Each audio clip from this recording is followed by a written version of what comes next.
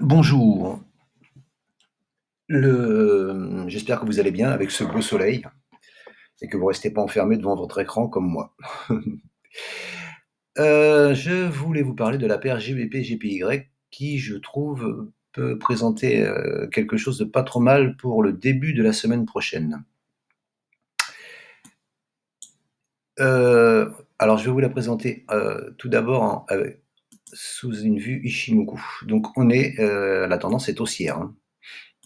Qu'on soit bien d'accord, la tendance est haussière, on est au-dessus du nuage, Chikou est au-dessus des prix, par contre, on a clôturé sous la Tenkan et la Kinju est ici.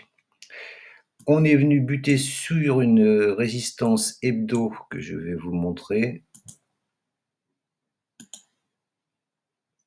Donc, que j'ai été chercher ici, de 2018. Vous voyez ici. Les plus hauts de 2018, enfin de 2018, oui, de janvier 2018, ici, clôture ici, à 155,52 et la mèche à 156,61. Donc, belle résistance hebdo. On est venu donc à l'intérieur et on a été rejeté. Enfin, le prix a été rejeté. Donc, moi, je pense qu'il va y avoir une petite correction qui va se poursuivre encore. Après cette pattern là, c'est pas une angle bande baissière, bien entendu, hein, mais ça y ressemble. Ça y ressemble. Donc, d'un point de vue Ishimoku, je vous disais, c'est haussier. En journalier, donc on a clôturé sous Tenkan. Je note ici, moi, un support intermédiaire ici, là. Vous voyez, ici, clôture, clôture ici, hein, 154,72, 154,50. Je vais attendre une clôture H4 sous 154,50 pour entrer et viser la Kinju, ici. Voilà ce que je vais faire moi la semaine prochaine. Donc ça c'est la vue D1 Ishimoku. On va voir H4 Ishimoku. Donc en H4, les prix ont confirmé la baisse parce qu'ils sont sous le nuage, mais on est sur Tenkan et Kinju, voyez, d'où la résistance intermédiaire. Chikou est sous les prix et dans la mèche ici, là. Ici, là, dans cette mèche là, enfin dans cette mèche ou dans la bougie, je vois pas trop. Voilà. Mais dans H4, il y a une confirmation, une pré-confirmation baissière. On est dans un petit canal baissier qui fait des plus hauts de plus en plus bas et des plus bas de plus en plus bas aussi. Ce qui confirme un peu la direction, de court terme, très court terme. Et en H1, nous sommes donc sur le nuage, sous Tenkan, sous Kinju, qui sont ici. On est sur le nuage ici, qui va céder ou pas, et qui représente encore une fois mon support intermédiaire pour rentrer à la vente. Alors il faudra faire gaffe parce que il l'a déjà fait, il est déjà venu dessous, clôturé dessous, et bing, il est remonté taper dans ce petit canal. Donc méfiance, prendre ici, je vais prendre à 154,50, donc et je vais mettre un stop là, ou peut-être pas de stop, et je vais clôturer de suite si ça remonte. Voilà, maintenant on va jeter un œil avec une vue des moyennes mobiles, dans le sens inverse, en commençant par le H1. Donc,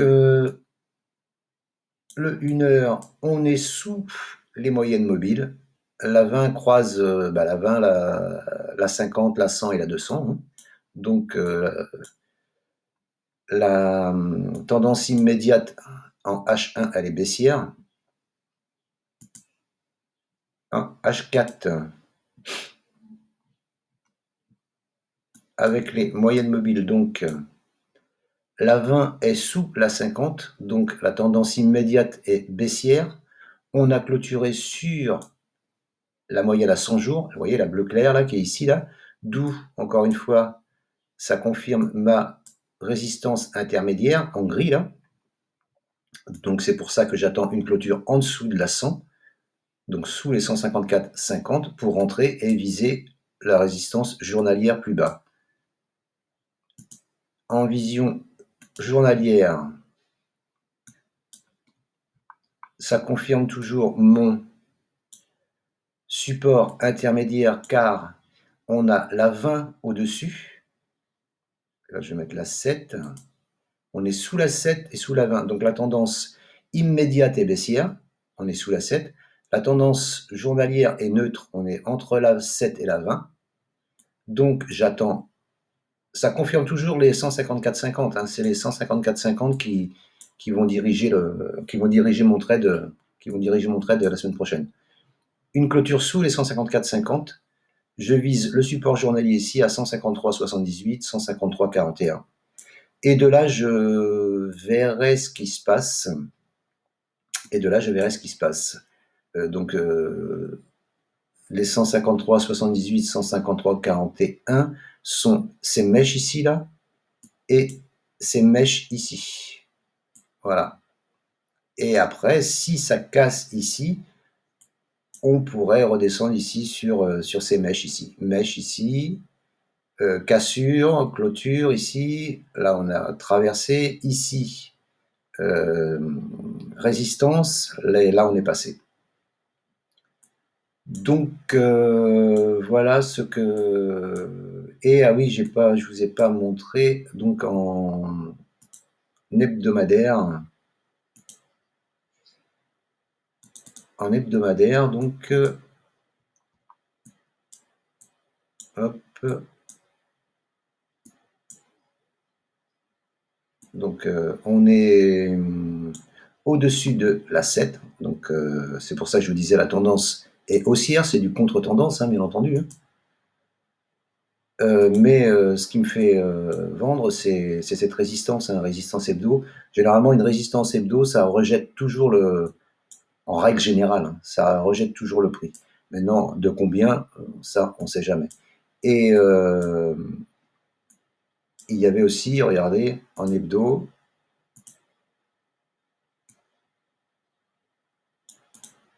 cette belle div baissière là. Voilà. Résistance hebdo, div baissière. Voilà. Donc si on est gourmand et qu'on vise 50% de toute la jambe de hausse, on va prendre la baisse ici, hop, ici à la louche, tac, ça nous ramène au 152,55 en hebdomadaire. Hein. Voilà, question Fibonacci. Voilà, avec la divergence baissière. Voilà ce que je pouvais vous dire sur la paire GBP-JPY qui, je pense, peut être intéressante la semaine prochaine à trader, à surveiller. À trader et à surveiller. Donc surtout, moi j'attends, je me répète, une clôture sous les 154,50 ici, en H4, peut-être un pullback, je ne sais pas, je verrai. Et de là, je vise ici les 153,78, 153,41. Voilà. Et ensuite, tout dépend de comment va descendre la bougie. Hein. Si c'est une grosse bougie flux qui descend et tout, peut-être que je garderai le trade pour viser plus bas, hein, viser ici, hein, 50% de l'hebdo. Hein.